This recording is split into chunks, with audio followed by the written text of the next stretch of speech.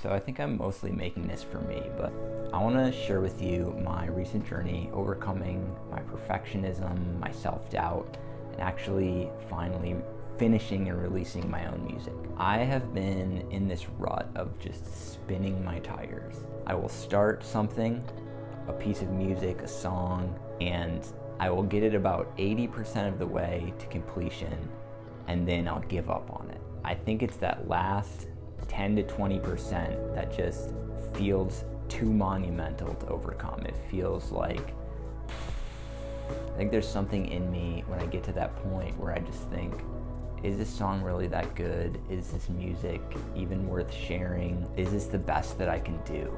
And those kind of thoughts have just been tripping me up for years. So what did I do about it? I went to my computer and typed in, how do I finish my songs? And of course, a bunch of YouTube videos came up, a bunch of articles, and so I just started clicking through a few. If I can find the videos that I watched, I'm going to link them maybe in the description so you can check them out too. So I think the two things I latched onto that have actually really helped me are core concept, and the second is minimalism / limitations.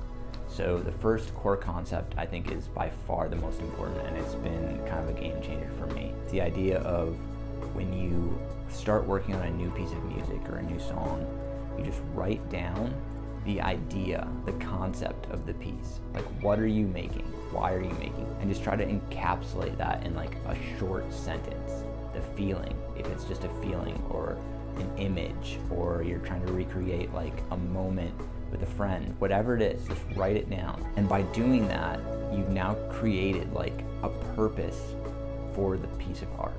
You've created a reason for it existing. And every time you feel doubt or like this song just isn't good enough, or maybe you could do better, or like, do you have anything to say? Like, go back and reference that little sentence that you wrote and remember like, oh yeah, I'm making this song for this reason, because it's not just a generic piece of art that exists like some hotel lobby art. It has a purpose, I'm trying to say something. And so that leads right into the next thing, which is minimalism or limitations. And it's the idea that like anything that's not serving that core concept or that core feeling needs to be removed or never added in the first place. And so when you're making decisions, when you're trying to actually get to the finish line, like finish something, the question is, does what exists in this track, in this piece of music, serve that core concept? And if the core concept is coming across and all that exists is an acoustic guitar and a voice, or an acoustic guitar or a voice, like if that's all that exists but it conveys the core idea or the core concept, then it's done.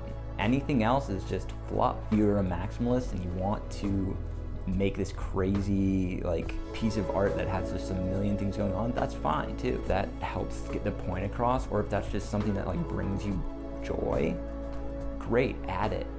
But for me, I find that having a core idea, a reason that I'm making something, and just constantly like referring back to it has been the most helpful thing. So what I do is every time I start a new song, I will write down a title if I have it, and the core idea in this notebook. As I'm finishing the song, I might write down some critiques like or fears that I have about it, like maybe the drums aren't hitting hard enough, right? But then I'll go back to that core concept and ask, in context with this idea or the purpose of this song, do the drums actually have to hit hard? It's not about making the best sounding drums, it's about serving the core idea. And so using that as a reference to constantly go back to, and like I found that to be incredibly helpful. And this year I actually finished 3 songs already, scheduled them to be released. Now I don't think they're the best songs this world has ever seen. I don't think it's even the best work that I can do, because I think I'm constantly improving, and every time I make something I think it gets a little better. I think these songs convey the original ideas that I had. They conveyed the emotion that I wanted to get across, at least to me. So in that sense, I think they're done. They're complete. Could I spend another eternity working on them? Tweaking this, tweaking that, changing the EQ, like adding a little compression, referencing it 100 more times in my car before I release it? Like, of course. But they're getting the main idea across, and that's what matters. And the most magical thing happened when I actually hit submit. My mind was just like instantly like cleared up to now work on something else. And I didn't have this like guilty feeling about like abandoning my own old work to work on something new, because I'm like, I actually completed that.